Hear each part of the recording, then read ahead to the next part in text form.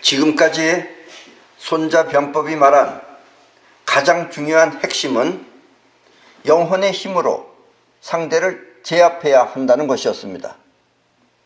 이렇게 상대를 제압하는 영혼의 힘을 기세라고 합니다. 겉모습은 유연해 보여도 기세가 강하면 적을 이길 수 있습니다. 이렇게 보기엔 약해도 강한 기세를 갖추고 있는 것을 외유내강이라고 합니다. 이 내용들은 전부 다 그냥 들어도 아시는 내용이겠죠. 다음으로 중요한 것은 올머리입니다. 올머리. 처음엔 기세가 있어야 되고 그 다음에는 올머리가 필요합니다. 올머리는 조금 쉬운 게 아닙니다. 올머리는 하면 손해를 보는 갈머리를 알고, 갈머리는 그냥 하는 거예요. 그냥 하면은 손해보는 걸 이걸 알고, 또 손해가 아닌 이익을 끌어오기 위해 사용하는 작전과 같은 것입니다. 그래서 올머리만 터득해도, 올머리만 터득하면 사실은 밥 먹고 사는 걱정은 안 해도 되죠. 근데 여러분들이 이렇게 하면 될까 저렇게 하면 될까 한번 해보자 하면 그게 전부 다 그렇게 해도 되는 일이 거의 없고, 그렇게 되면 해보는 거로서 해보는 것도 다 돈이 들어가니까 그렇게 되면 결국은 손해보는 거죠. 그런데 그런 걸 또 많이 경험을 해야지 그 다음부터 이제 올머리가 터득되기 시작합니다. 옛날에 에디슨은 이와 같은 것을 실패는 성공의 어머니라고 했습니다. 때문에 올머리를 잘 쓰는 사람은 이익을 더 큰 이익으로 만들기도 하고, 이익은 또 더 큰 이익으로 만들고, 또 손해를 이익으로 바꾸기도 합니다. 이렇게 올머리를 자유자재로 구사하는 능력을 일본의 그 전자회사 파나소닉 창설자인 마스시다 고노스케는 도락이라고 하였습니다. 도락은 자유자재로 원하는 세계를 창출하는 능력을 말합니다. 그러니까 올머리를 잘 쓰면 여러분들이 도락을 즐길 수가 있다라는 이야기입니다. 자, 그 다음에 또 하나는 오늘 강의할 앞마음과 뒷마음입니다. 이제 갈머리 올머리가 아니고 이제 앞마음과 뒷마음. 여기서 말하는 앞마음은 누구나 보고 느낄 수 있는 이 드러난 마음을 말합니다. 아, 저 사람이 지금 화가 나 있군, 저 사람이 지금 기분이 좋아하고 있군, 이렇게 드러난 마음을 앞마음이라고 합니다. 한마디로 말하면 자의식입니다. 그러나 직접적으로 자신의 인생을 움직이는 영혼의 힘은 무의식적으로 작용하기 때문에 뭐라고 표현할 수가 없습니다. 우리가 영혼이라고 하지만 뭐라고 표현할 수가 없다 이거예요. 그래서 이렇게 표현할 수 없는 무의식의 영혼을 뒷마음이라고 합니다. 뒷마음은 곧 영혼이 작용하는 마음인 것입니다. 그러니까 영혼이 작용하는 마음이 뒷마음이고, 우리 보통 자의식이 작용하는 마음을 앞마음이라고 한다는 이야기입니다. 뒷마음은 곧 영혼이 작용하는 마음인 것입니다. 한마디로 말하면 의식할 수 없는 행동하는 마음인 것입니다. 이 뒷마음, 영혼은 의식을 할 수가 없어요. 그래서 여러분들이 알 수가 없는 거예요. 그래서 이렇게 알 수 없는 마음을 우리는 뒷마음이라고 하자라는 이야기입니다. 자기가 자기를 알 수 없는 마음이기도 합니다. 뒷마음은 자기가 자기를 모를 수도 있어요. 그래서 안 되는 줄 알면서 왜 그랬을까 하는 범인이 바로 뒷마음인 것입니다. 안 되는 줄 알면서 왜 그랬을까 하는 거 있죠, 여러분들.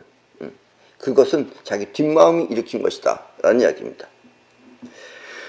어떤 사람은 앞에서는 굉장히 친절하고 또 관대한 듯 말하지만 돌아서면 또 야비하게 고발하는 사람도 있습니다. 이때 야비하게 고발하는 마음이 바로 뒷마음입니다. 앞마음은 뭐 아주 친절하게 괜찮다 그러고 뒤로 가서 따꾸닥 경찰서 가서 고발하고, 이런 사람의 그 뒷마음은, 고발하는 것은 뒷마음이다 라는 이야기입니다.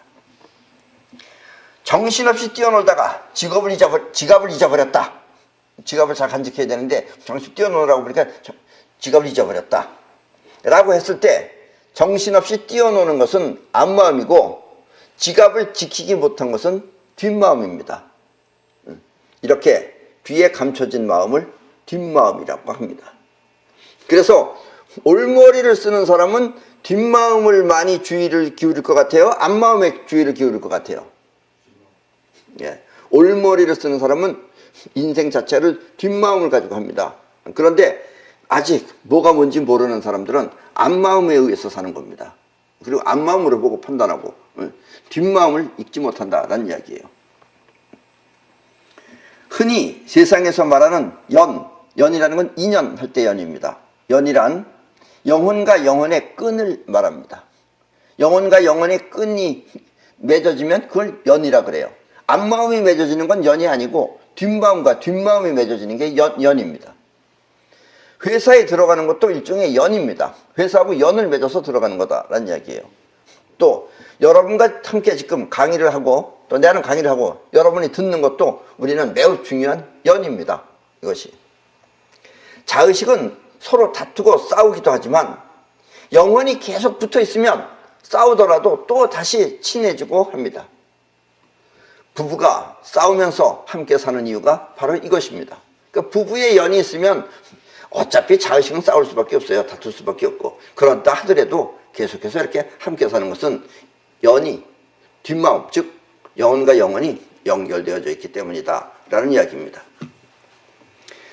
그러나 영혼이 서로 등지고 돌아서면 그때는 남이 되어 완전히 남남이 되는 것입니다. 이렇게 만나기 이전에 남남 상태로 돌아간 마음을 뒷마음이라고 합니다. 그 뒷마음이 돌아서면 남남이 되는 거다 이거예요. 뒷마음만 붙어 있으면 앞마음은 싸워도 상관없다는 얘기예요. 연은 곧 뒷마음이 하나처럼 연결된 상태를 뜻하는 것입니다.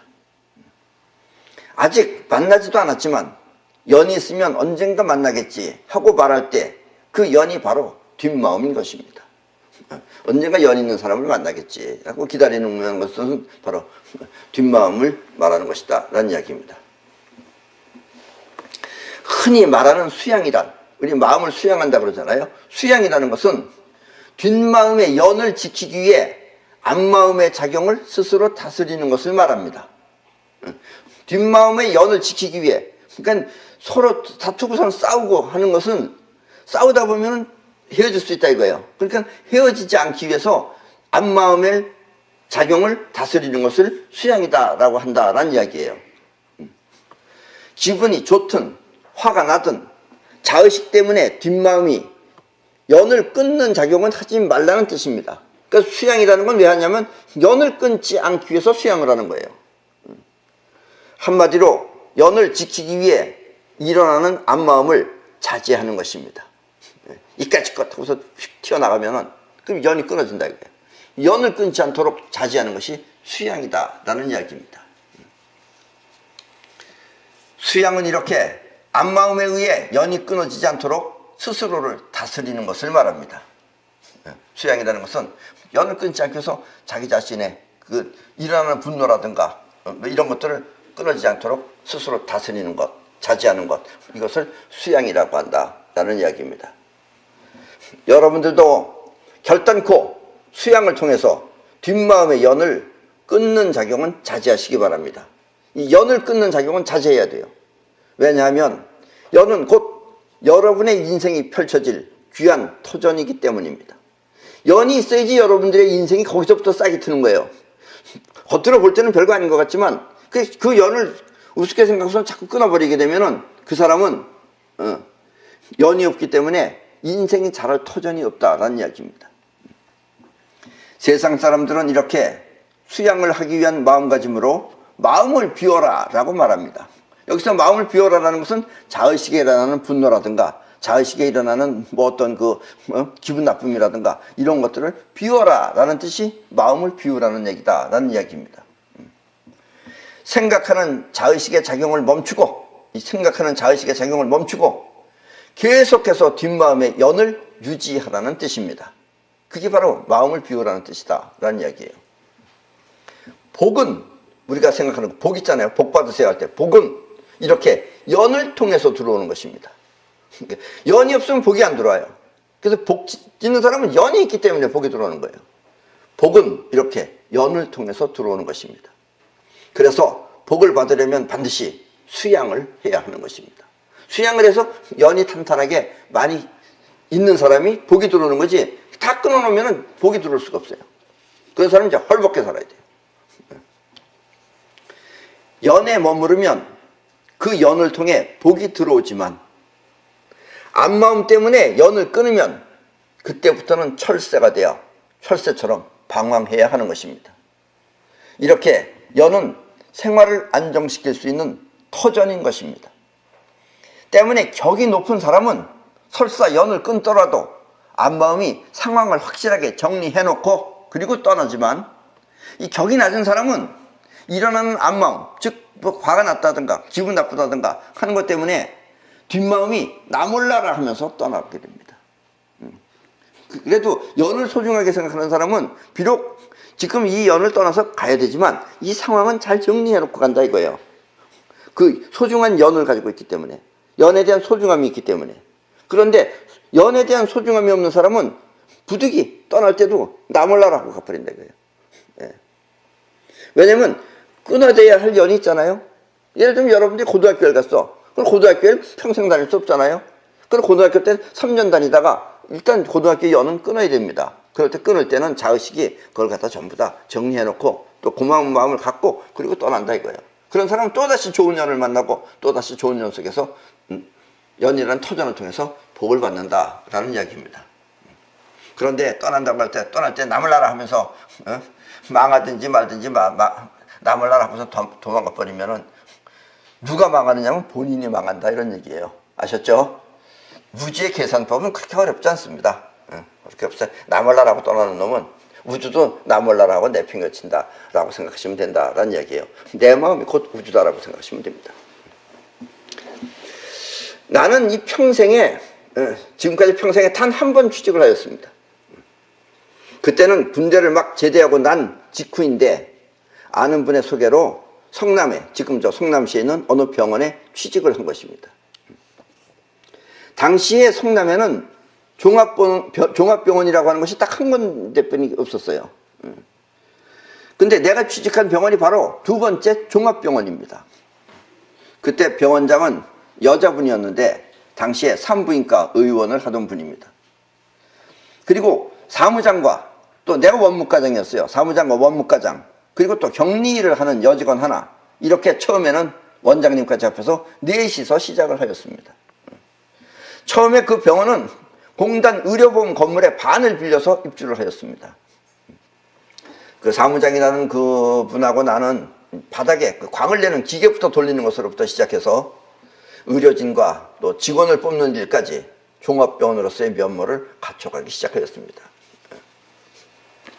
당시에 원장은 여자분이었지만 남자를 뺨칠 정도로 사교성이 아주 많은 괄괄한 분이었습니다. 처음에 그분의 남편도 유명 회사의 이사라고 해서 돈이 많다고 알려졌지만 사실은 그 건물 빌린 돈이 전부였습니다. 건물은 빌렸는데 그다음부터 돈이 없는 거예요. 그래서 가구 등 모든 물품을 구입하고 지불할 돈이 없어서 처음에는 여러 가지 잡음이 많았습니다. 환자들도 있는데 막 와서 돈 내놓으라 그러고 막 잡음이 많았어요. 그럴 때마다 나는 그 문제를 무마시키고, 그리고 우리는 석 달 만에 모든 외상값을 다 갚았습니다. 또 가구값이나 이런 거 다 갚았어요. 석 달 만에. 엑스레이 값 하나 빼놓고. 그 엑스레이 값은 비싼 거기 때문에 그거는 원래 계약할 때부터 몇 년 내로 갚는다고 했어요. 그리고 또 이제 약값이라는 게 있어요. 병원에 약이 들어오잖아요. 제약회사에서 또. 그 약값도 그 사람들이 자꾸 달라 그래서 내가 조금씩 떼어줘야 한다고 간곡하게 말했지만, 그 우리 원장님은 그 내버려두라고 하면서 높은 사람만 만나면 되는 줄 알고 있었습니다. 예를 들면 경찰서장이나 또 보건소장 같은 분들과 가까이 지내면 해결이 되는 줄 알았던 것입니다. 그래서 약값을 안 줬어요. 그랬더니 석 달이 지나고 넉 달째 되니까 이 제약회사 사람들이 전부 다 지네들끼리 모여가지고 단합을 해가지고 약을 동결시켜 버렸어요. 당시에 나는 그 병원을 내 병원처럼 생각하고 어떻게든 지출은 줄이고 또 문제는 해결하며 또 손님이 많이 올 수 있도록 여러 가지 올머리를 썼습니다. 왜냐하면 그 성남이라는 데는 그 당시에 공단이 많아가지고, 공장이 많아가지고 전부 다 공장에서 일하는 애들이에요.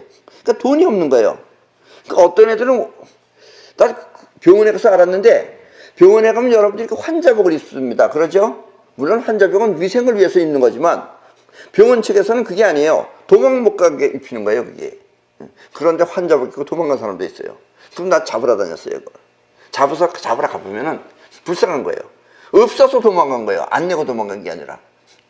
그래서 내가 와가지고, 원장님, 라면을 한 박스 사다 주죠.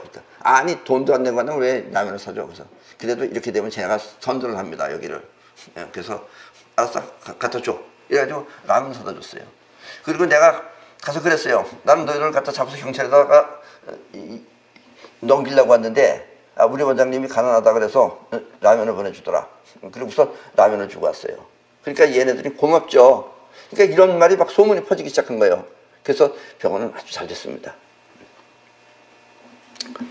당시에 사무장은 나보다 월급이 10만 원이 더 많았습니다. 그 당시에 뭐 35만 원 정도면 상당히 많은 돈입니다. 지금하고는 틀려요. 지금은 아마 한 400만 원 이상 되는 거죠, 그게. 근데 사무장은 그 통념상 사회 구조가 그런 것이라고 하면서 물품 구입자들로부터 이른바 커미션을 받고 물건을 구입하였습니다. 그분은 원래부터 사무장 일을 하던 분이라 그런 계통을 많이 하는 거예요. 그래서 처음에 의료용품 사는 건 전부 다 그분이 소개를 해서 샀어요. 그런데 그 사람은 10%를 받고, 그러니까 돈을 안 주니까 얘네들이 맨 처음에 막 와서 난리를 쳤던 거예요. 그리고 모든 의료진의 월급은 원무과장이 내가 지급하였지만 그 사무장과 나의 월급만은 원장이 직접 주었습니다. 그래서 사무장이 먼저 들어가서 돈을 받고, 그리고 나오면 내가 들어가서 월급을 받았어요. 그런데 이제 그렇게 해서 이제 몇 달이 지났어요. 한 번은 원장이 사무장과 같이 돌아오라고 해서 함께 들어갔더니 원장이 봉투를 하나 내면 봉투를 2개 주면서 내 봉투에 주면서, 원무과장 이번 달 월급이 얼마야? 하며 사무장과 같은 액수를 주는 것이었습니다. 그러니까 사무장 월급하고 지금 내 월급하고 똑같아요. 그럼 말은 안 했지만 그게 무슨 말이에요? 그 원장이 이렇게 함께 불러서 사무장과 같은 액수의 돈을 나에게 준 이유는 한마디로 사무장을 그만두라는 뜻이었습니다. 사무장은 원장실을 나오면서, 야, 원무과장 나 좀 봐 하면서 나를 식당으로 불러냈습니다. 그때 내 나이는 27살, 그리고 사무장 나이는 47살 정도 됐었습니다. 식당에서 사무장은, 원무과장 자네는 뭐 때문에 그렇게 충성을 해? 응? 그런다고 원장이 집이라도 한 채 사줄 것 같아? 하는 것이었습니다. 그래서 나는, 사무장님, 나는 그런 것을 바라지도 않고 또 이 일도 오래 하지 않을 것입니다. 사무장님은 이런 계통에 쭉 있었기 때문에 오겠지만 나는 군대를 제대했기 때문에 잠깐 한 거지 오래 할 일이 아닙니다. 그런데 우리는 처음에 그 원장님이 굉장히 부자인 줄 알았는데 이 집을 얻고 나니까 그 외에 돈이 없다는 것을 우리는 알게 됐습니다. 나는 원장님께 충성을 하였다기보다는 이 병원을 내 병원이라고 생각하고 이 병원이 흑자로 만들기 위해서 주력을 했습니다. 노력을 했습니다. 물론 나뿐만 아니라 사무장님도 함께 수고하셨지만, 그래서 이 병원이 나의 노력에 의해서 흑자로 올라섰다면 나중에 내가 내 사업을 할 때 그때 흑자로 올려놓을 수 있는 실력이 될 것이라고 믿어서 나는 열심히 한 것입니다. 그러니까 사무장이 갑자기 벌떡 일어나더니, 원무과장 나 자네 존경해. 자네는 처음 보았을 때부터 눈빛이 우리하고 달랐어. 그리고 이런 말은 내 머리털 나는 처음 들어보는 말이야. 정말 자네를 존경해 하면서 악수를 하는 것이었습니다. 그때 내가 이제 사무장님은 이 계통에서 유명하시니까 얼마 후에 다시 취직이 되실 겁니다. 그래서 위로를 했더니까, 괜찮아. 그러면서 사무장은 나를 보면 힘이 난다고 하면서 이틀이 멀다 하고 찾아와서 함께 차를 마셨습니다. 이렇게 병원은 일사천리로 승승장구하였는데, 문제는 약값을 조금 주자고 했을 때 원장이 주지 않아서 그 당시 제약회사 직원들이 모두 약을 보급하지 않기로 동결해버린 것입니다. 그래서 나는 매일같이 도매상을 찾아다니며 약을 구입하는 우스운 꼴이 되었습니다. 그리고 병원이니까 약이 얼마나 많이 들어가요. 그걸 다 도매상 가서 구입했어요. 그것도 아주 그냥 쎄 빠지는 일이에요, 그게. 그런데 문제는 일반 약보다 링거, 여러분들 알죠? 링거라고 하는 그 수액이 문제입니다. 왜냐하면 수액은 유통기간이 있어서 수명이 있어요, 그건. 그래서 나는 새로 들어오는 수액은 뒤에다가 집어넣고, 그리고 뒤에 있는 건 또 앞에다가 내놔서 항상 문제가 되지 않도록 신경을 많이 썼습니다. 왜냐면 수액이 잘못되면 큰일 나니까 신경을 많이 썼어요. 나는 22살 때 이미 정신능력에 관한 책도 2권 출판을 하였기 때문에 이 나름대로 그 나를 따르는 팬들이 있었습니다. 그래서 그분들과 다시 일을 하기로 하고 사무장이 그만둔 지 2달 만에 나도 그 병원을 그만두었습니다. 그때 나는 그 다음번 원무과장한테, 그 원무과장이라는 사람이 그 의료공단에 있었어요. 그 평상시에 알던 사람이에요. 그 사람한테 업무를 인계하면서 그 링거를 보관하는 법을 내가 직접 보여주면서 귀찮더라도 잊지 말고 이 일을 잘 하라고 몇 번씩 당부하였습니다. 병원은 사람의 생명을 다루는 것이니까 너가 귀찮다고 소홀히 하면 큰 문제가 된다고 거듭 말해 주었습니다. 당시에 그 병원은 내가 나올 때쯤 됐을 때는 병원 입원실이 모자라서 예약을 해야만이 입원을 할 정도로 성황을 누렸습니다. 그러나 불쌍하게 제약회사로부터 약이 들어오지 않는 그런 병원이었습니다. 그러니까 이제 원무과장이 특별하게 할 일이 없어요. 나도 그 당시에 나는 그 문제 생기는 거 전부 다 해결하는 거였어요. 그러니까 그 원무과장도 이제 뭐 해야 되느냐? 약 사러 다니는 걸 해야 돼요, 주로. 나는 병원을 그만두고 서울로 올라왔습니다. 그리고 한 6개월인가 지났을 때 아침에 신문을 보다가 깜짝 놀랐습니다. 그 내가 있던 병원이 대문 짱만하게 이 전면 기사로 나와 있었던 것입니다. 손에는 링거를 맞는 사진과 함께. 아마 원무과장이 또 바뀌었는지 아니면 그 친구가 좀 게을렀는지 어쨌든 인수인계가 분명하지 않아서인지 상한 링거 때문이라고 톱기사로 크게 난 것입니다. 직접 내가 그 병원에 가서 확인은 하지 않았지만 그래서 그렇게 잘 나가던 병원은 하루아침에 문을 닫는 신세가 된 것입니다. 이 귀찮은 자기 자신보다 벌어질 현실에 더 주의를 기울여야 하는데 누군지는 몰라도 당시의 원무과장은 틀림없이 소홀히 하였던 것입니다. 그러니까 여러분들도 지금 살아가면서 귀찮지 않아요. 귀찮은 건 많죠. 아침에 벌써 일어나서 출근한다는 것도 귀찮잖아요. 그러나 여러분들이 귀찮다라고 하는 자기 자신한테 마음을 쓰고 있으면은 귀찮아서 못 살아요. 그러나 여러분들의 영혼이 살아야 된다고 하는 것에 신경 쓰면은 아무리 귀찮아도 벌떡 일어나집니다. 영혼으로 살아야 되는 거예요. 뒷마음으로 살아야 된다라는 얘기예요. 뒷마음이 지갑을 잊어버리면 안 된다.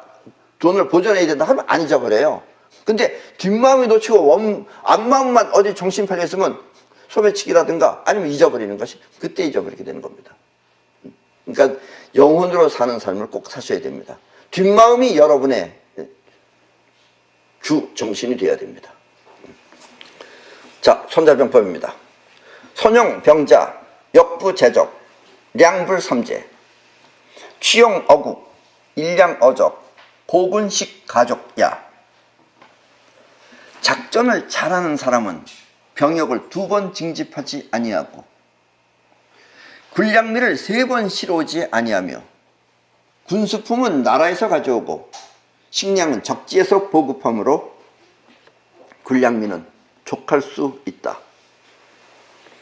자, 쉽게 말하면은 이 작전을 잘하는 사람은 병역을 2번 징집하지 않습니다. 또 군대 제대했는데 또 오라고 안 한다는 얘기예요. 또 군량미를 3번 실어오지 아니하며 또 군수품은 나라에서 가져오고 식량은 적지에서 상대편 적의 것을 빼앗아서 보급함으로 군량미는 족할 수밖에 없다라는 뜻입니다. 우리의 뒷마음이 계속해서 하나로 있을 때를 연이라고 합니다. 조금 아까 말한 2년 할 때 연입니다. 연분이죠. 회사에 취직을 하는 것도 그 회사와 연을 맺는 것입니다. 지금 여러분들이 이 자리에 와 있는 것도 나하고 지금 연을 맺은 것입니다. 그러나 한 번 끊어진 연은 다시 뭉쳐지지 않습니다. 이건 진리예요, 이건. 한 번 끊어진 연은 다시 뭉쳐지지 않습니다. 왜냐하면 연은 뒷마음이기 때문에 한 번 끊어지면 다시 연결되지 않기 때문입니다. 뒷마음은 이렇게 행동을 할 뿐 생각을 하지 않습니다. 생각하는 게 아니에요. 영혼이기 때문에. 혹시 앞마음이 미련이 있어서 다시 해보려고 해도 뒷마음은 결코 다시 뭉쳐지지 않습니다. 만약 헤어진 사람이 다시 뭉쳤다면 그것은 아직 뒷마음이 끊어지지 않은 상태에서 앞마음만 돌아섰기 때문입니다. 그러니까 뒷마음은 그대로 있고 앞마음만 돌아서면 다시 뭉쳐져요. 그러니까 싸우고 다시 사는 거랑 같은 거예요. 이렇게 헤어져도 서로 그립다면 그것은 아직 연이 끊어지지 않은 상태에서 일어난 그리움입니다. 때문에 손자는 작전을 잘 하는 사람은 2번 징집하지 않는다고 한 것입니다. 한 번 제대하면 연이 끊어진 거예요. 그 사람을 또다시 데려오면 그 사람이 제대로 할 리가 없다는 얘기예요. 한 번 취직한 사람이 회사를 떠나면 그 사람은 다시 와도 또 회사를 떠납니다. 자의식이 욕심을 부려 다시 와도 뒷마음이 다시 합쳐지지 않는 것입니다. 그래서 뒷마음은 자기도 모르게 뒤에서 작용하는 숨겨진 마음인 것입니다. 그래, 고등학교 때 여러분들이 재밌게 잘 지냈다 그러자 이거예요. 그래서 아쉽게 헤어졌다, 졸업했다 그러자 이거예요. 지금 다시 가서 그 나이에 고등학생 노릇하려고 그러면 며칠 동안 기분으로 할 수는 있겠죠. 그러다 끝내는 한 3, 4일 하다가 에락 아침에 벌써 늦게 일어나고 그냥 관둬야 되겠다 이러고 안 한다는 얘기입니다. 뒷마음은 한번 끊어지면 다시 뭉쳐지지 않습니다. 그래서 함부로 그만두는 걸 하면 안 되는 것입니다. 손자는 올머리를 확실하게 잘 쓰는 사람은, 올머리를 쓰는 사람은 뒷마음은 다시 끊어진다는 걸 알기 때문에 2번 다시 징집하지 않는다고 했습니다. 연이 끊어진 사람은 다시 징집해도 자기 일처럼 싸우지 않기 때문입니다. 그런 사람은 그냥 놀고 밥만 축내는 거지 실제로 일을 안 한다는 얘기예요. 그리고 올머리는 이와 같은 상황을 바라지 않기 때문에 사람이 아무리 필요해도 같은 사람을 2번 징집하지 않는 것입니다. 그러니까 올머리를 가진 사람은 사람이 필요해. 그렇다고 한 번 그만둔 사람을 다시 데려오지 않는다 이거예요. 아무리 사람이 필요하다 하더라도. 왜냐면 와봤자 별 합쳐지지 않는 사람이기 때문에. 그리고 올머리를 잘 쓰는 사람은 군량미를 3번 가져오지 않습니다. 멀리 지금 싸우러 나갔는데 나라에서 또 군량미를 3번 가져오지 않는다 이거예요. 2번까지 가져올 수 있다 이거예요. 왜냐? 군량미를 3번 가져올 동안 적을 함락시키지 못하면 그 싸움은 얼른 접어야 하는 것입니다. 3번이나 가져왔는데도 적을 아직까지 함락 못 시켰어. 그러면 빨리 이제 그만두고 이제 되돌아가야 돼요. 이때부터는 오히려 적의 식량을 빼앗아 먹어야 하는 것입니다. 3번까지 가져왔으면 기필코 상대편 걸 뺏어서 먹기 시작해야 돼요. 이 말은 싸우기 전에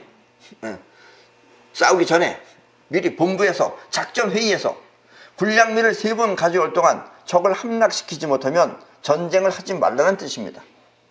미리 해보고 기세가 아무래도 안 되겠다라고 하면은 하지 말라는 뜻이에요. 한번 해볼까 하는 식으로 하지 말라는 얘기입니다. 또 싸우더라도 군량미를 3번 가져올 동안 적을 함락시키지 못하면 바로 철수하라는 뜻입니다. 이때는 철수해야 돼요. 그래야지 있는 자체력도 보존하는 거예요. 이렇게 이길 수 있는 뒷마음이 아닌 것을 억지로 싸우면 결국은 패해서 크게 손실을 보는 것입니다. 그럼 거의 다 죽을 거예요. 아마. 몇 명 못 도망갈 거예요. 그러니까 그럴 때는 싸우지 말고 빨리 돌아가라 라는 이야기입니다. 전쟁이라는 것은 적의 것을 빼앗아 먹으면서 적을 무찌르는 것입니다. 적의 것을 빼앗기 전에는 내 것을 먹고, 그때는 처음엔 내 걸 먹어야죠. 그 다음부터는 적을 무찔러 내 것이 있다 하더라도 적의 것을 빼앗아 먹으면서 싸우는 것입니다. 이렇게 차츰차츰 내 것을 줄이고 적의 것을 통해 싸우는 능력을 올머리라고 하며, 올머리가 원하는 세상을 마음껏 창조하는 능력을 도락이라고 합니다. 아까 마스다 고노스케가 말한 도락이 바로 이것입니다. 힘들고 어려운 상황 속에서 미래를 위해 저축을 하면서 또 원하는 삶을 성취하여 즐기는 것을 도락이라고 하는 것입니다. 그러니까 도락을 벌써 터득한 사람은 어려운 걸 어렵다고 생각 안 하죠. 일반인들은 어려워서 난 못해 라고 합니다. 그러니까 도락을 터득한 사람은 못해가 없는 거예요. 아내는 할 수 있어요. 아내는 내가 싫으면 그만두는 거죠. 아무리 뭐 대통령이 아니라 무슨 거기서는 무슨 최고 존엄이라고 하는데 그런 것도 뭐 나 하기 싫으면 관두는 거예요. 뭐 때려치는 거예요. 근데 힘들어서 못한다라고 해서는 안 된다는 얘기예요. 힘든 게 없는 거죠. 힘들면 쉽게 하고. 그게 다 도락이에요. 그러니까 도락을 터득하면 여러분들은 이미 그 마스시다 고노스키를 세상 사람들이 부를 때는 뭐라고 불러요? 경영의 신이라고 부릅니다. 그렇듯이 여러분들은 이미 도락을 터득하면 신급이죠, 신급. 그래서 원하는 삶을 성취해서 즐기는 것을 도락이라고 하는 것입니다. 이렇게 전쟁은 내 것을 줄이고 적의 것을 통해 영토를 넓혀가는 것입니다. 그리고 그렇게 하는 기운을 기세라고 합니다. 기세는 곧 원하는 것을 성취하는 승리의 연인 것입니다. 승리의 연, 연분이다. 승리의 연, 인연이다 이거예요. 승리하는 인연이다 라는 것입니다. 국지, 비너사자, 원수, 원수 즉백성빈, 근어사자 귀매, 귀매 즉 백성재길, 백성재갈, 재갈 즉 급어구역. 나라의 빈곤이 군대로부터 비롯되었다면, 나라가 가난한 이유가 군대로부터 비롯되었다면 그것은 원거리 수송 때문이니, 원거리 수송은 국민을 점점 더 빈곤하게 만든다. 멀리 수송하는 작업은 백성들을 빈곤하게 만든다. 이 군대가 주둔한 근처, 그 지역은 매물이 귀하고, 또 매물이 귀하면 물가가 올라 백성들의 재산이 고갈되니, 이렇게 재산이 마르면 나라를 위한 부역 또한 어려워진다. 다시 한번 말하면 전쟁 때문에 나라가 어려워졌다면 그것은 틀림없이 원거리 수송 때문입니다. 멀리 떨어진 군대에 보급품을 전달하기 위해서는 많은 비용이 드는 것입니다. 군대가 주둔한 곳에는 물건이 귀하고, 또 물건이 귀하면 물가가 올라 백성들의 재산은 고갈됩니다. 그러니까 귀한 물건값이 비싸니까 백성들이 그 비싼 값을 주려고 돈을 보내줘야 되니까 백성들이 가난해진다 이거예요. 본부에서, 본토에서.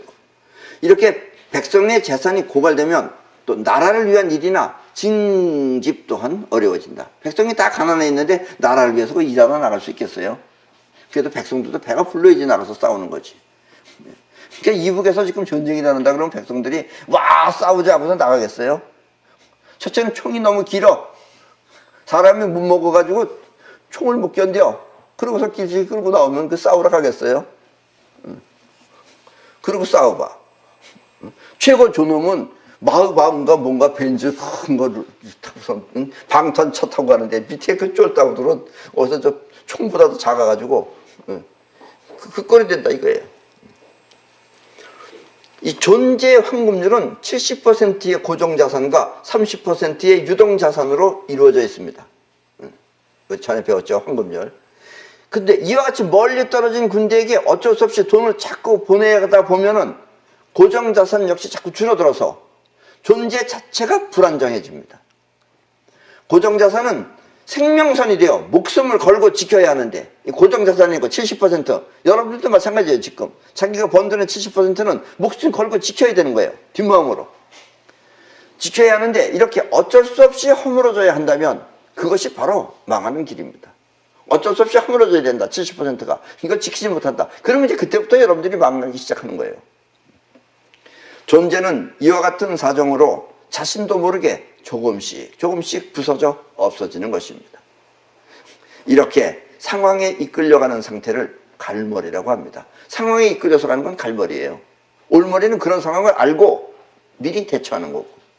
아셨죠? 반면에 무엇이 올 것인지를 아는 머리를 올머리라고 합니다. 회사가 되었든 또 나라가 되었든 아니면 가정이 되었든 이렇게 무엇이 올 것인지를 알고 쓰는 정책을 올머리라고 합니다. 올머리에 의한 정책은 규모가 작을 때는 잘 모르지만 나라처럼 규모가 크면 클수록 그 효과 또한 크게 나타나고 또 이익과 손실이 엄청나게 작용하는 것입니다. 그러니까 혼자서 손해보면 잠깐 손해보면 조금 손해보는 거예요. 근데 이게 점점 단체가 커지면은 그때는 조금이 아니다 이거예요. 엄청나게 큰 손실로 작용합니다. 이익을 보는 것도 마찬가지예요. 혼자서는 뭐 10,000원밖에 못 벌지만 그러나 규모가 큰 것이 볼 때는 어마어마하게 큰 게 이익을 본다라는 이야기입니다. 그래서 올머리의 정책은 아주 중요한 겁니다. 그러니까 실수를 하지 말라는 얘기예요. 실수로부터 빠져나가는 것이 엄청 많다라는 얘기입니다. 때문에 정책은 반드시 무엇이 올 것인지를 알고 쓰는 올머리에 의해서 책정되어야지 보이는 상황만 보고 직접 해결하려고 하면은 반드시 부작용이 나타납니다. 그래서 내가 여러분들을 지금 월급을 별로 잘 못 받고 있는데, 다른 사람들은 다 몇백만 원씩 받는데 여러분들은 지금 한 5, 60만 원밖에 못 받는다. 그래서 내가 까짓 거 다 올려줘. 그래서 한 200만 원. 이렇게 되면은 어떻게 되겠어요, 여러분들? 부자 될 것 같아요? 내가 내 특권으로다가 여러분들의 월급을 지금 한 50만 원 받은 사람을 200만 원 올려줬다. 그럼 여러분들 그 회사에 꾸준히 잘 다닐 수 있을 것 같아요? 다 잘릴 겁니다. 왜냐? 그 사장은 그거 줄 돈 없어요. 그럼 어떻게 하겠어요? 다 잘라야죠.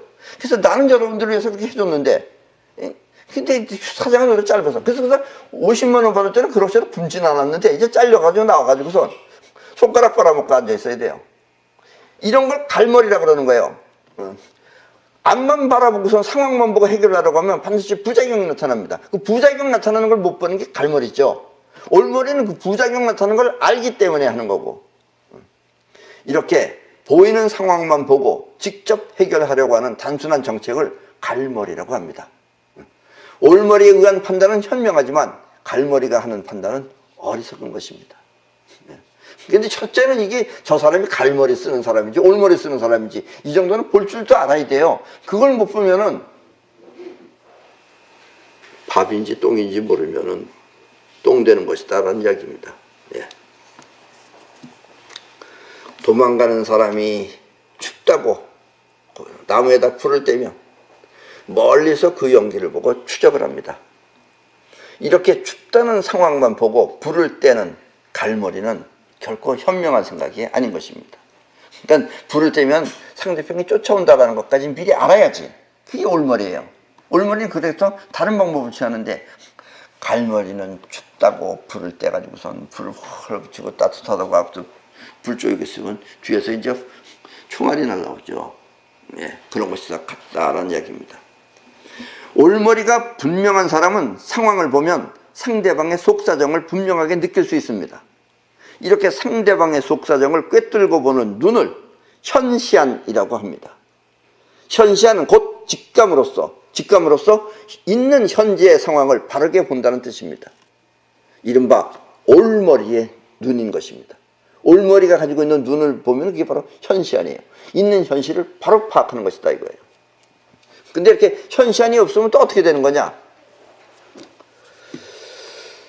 지금 우리나라는 1950년에 이북이 전쟁을 일으켜서 나라가 분단된 지 지금 70년이 되어가고 있습니다.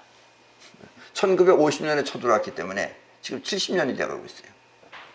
남한은 그런대로 자유민주주의를 지향하여, 사실 자유민주주의를 싸우는 것도 상당히 힘들었습니다. 많은 젊은이들이 죽었고 또 많은 사람들이 죽었어요. 어쨌든 자유민주주의를 지향해서 생활에 어려움이 있더라도 또 개인적으로 잘 극복하여 지금 잘 사는 나라가 되었습니다.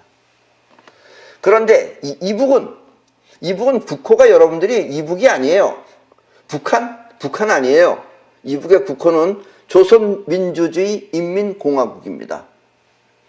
더럽게 길어요. 여기 애들은 그다 쓰려면은 조선민주주의 인민공화국이지만 집권자가 자기 한 사람만 잘 사는 체제로 구축해 놓았기 때문에 이 세계에서 보기 드문 개인 국가를 만들었습니다. 전 개인 국가요. 인민공화국이 아니고 장군공화국인지 하여튼 존엄공화국인지 하여튼 개인 국가예요. 이렇게 이북은 개인 한 사람을 위한 국가체제를 갖추다 보니까 지금은 오히려 3대 때 또 세습을 해서 이북에는 한 사람과 그리고 나머지 노예만 사는 세상으로 바뀌었습니다. 인민이 아니에요. 인민은 노예인 거지. 그리고 이렇게 70년을 흐르다 보니까 이제는 이북은 다 쓰러져가는 나라가 되어버린 것입니다. 그렇게 해서 한 사람은 한 사람은 잘 먹어가지고 얼마나 뚱뚱한지 몰라요. 예. 근데 나머지 것들은 어떠냐? 나머지 것들은 총이 더 커. 사람보다. 이런 나라가 되어버렸어요. 보통 사람은 있는 현실을 바로 볼 수 있는 그 현시안이 없어서, 일반인들은 현시안이 없어가지고 남이 퍼뜨린 말만 듣고 그렇게 인식을 합니다. 그래서 어떤 그 되먹지 못한 기자놈이 나를 갖다 막 흉보는 식으로 써놓으면 그걸 또 믿는 수밖에 없는 거예요. 그래서 누군가가 어느 특정인을 의도적으로 나쁜 점만 부각시켜서 소문을 내면 그 사람을 직접 보지도 않고 그렇게 나쁜 사람으로 오인을 하는 것입니다. 또 사실은 저 사람이 머리통이 더럽게 나쁜 사람이에요. 그런데 저 사람은 아주 머리통 나쁘다고 안 하고 순진하다 그러고 좋다 그러고 이렇게 얘기해 좋은 점만 부각시켜 놓으면 또 사실과 관계없이 그 사람을 좋게 인식합니다. 슬프게도 인간은 이렇게 있는 현실을 바로 보지 못하는 것입니다. 그래서 현시안을 터득하라는 얘기예요. 현시안이 바로 볼 수 있는 눈을 가진 것이 현시안입니다. 그러려면 올머리의 눈으로 쳐다봐야 됩니다. 어려운 건 아닙니다.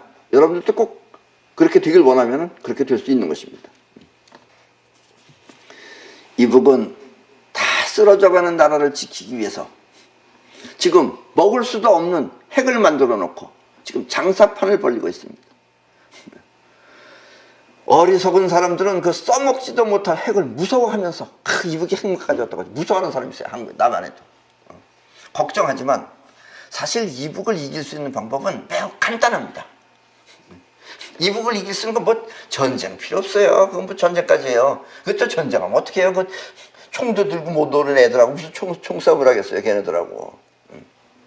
그리고 또 돈도 많이 들지 않습니다. 간단하게 총알 한 방이면 됩니다. 어느 누군가가 이북의 집권자 하나를 총으로 쏴서 없애버리면 끝나는 겁니다. 그럼 그 나머지는 어떻게 해? 나머지는 가만히 있는 수밖에 없어요. 왜냐? 이북은 1인 독재 체제이기 때문에 그 독재자 한 명만 사라지면 모든 체제가 올스톱 되어버리기 때문입니다. 내가 너가 쟤 죽여 이러면 이 사람을 같이 죽입니다. 자기가 죽는 한이 있어도 가 죽어요. 해요. 근데 내가 갑자기 없어졌어. 그럼 이 사람은 명령이 안 와. 그걸 여지까지 70년 동안 가르쳐놨기 때문에 오는 명령에는 즉각 반응하는데 명령이 없어.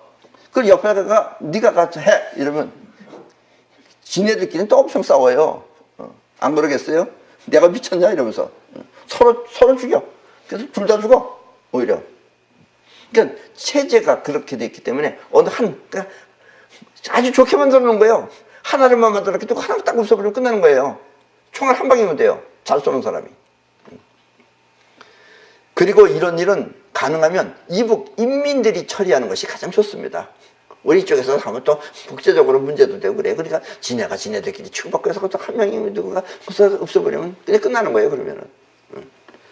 앉아서 굶어 죽느니 차라리 한 방으로 자유를 얻는 것이 보다 행복한 길이기 때문입니다. 그런데 이북 사람들이 왜 이걸 못하느냐? 1인 체제를 만들어놨기 때문에 지금 못하는 거예요. 이것도.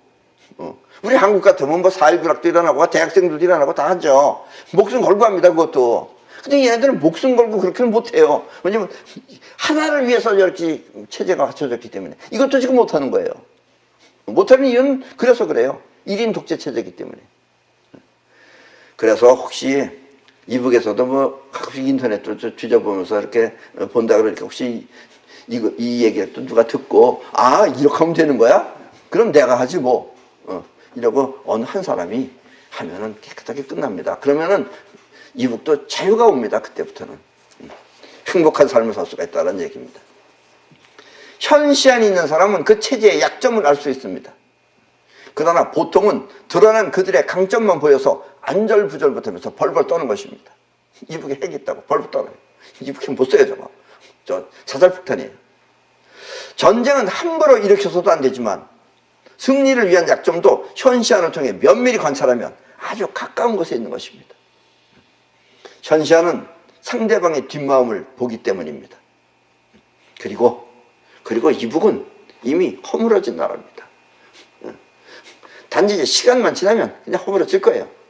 그걸 허물어지기 전에 누군가가 한 방이면 폭삭 허물어질 수 있습니다. 그때 이 말 듣고 그러면 이북 사람이면 놔둬야 되겠다 이러고 누군가 3벌서로 넘어가서 하든지 그건 여러분들 자유입니다. 자, 그럼 오늘 강의는 이것으로 마치겠습니다.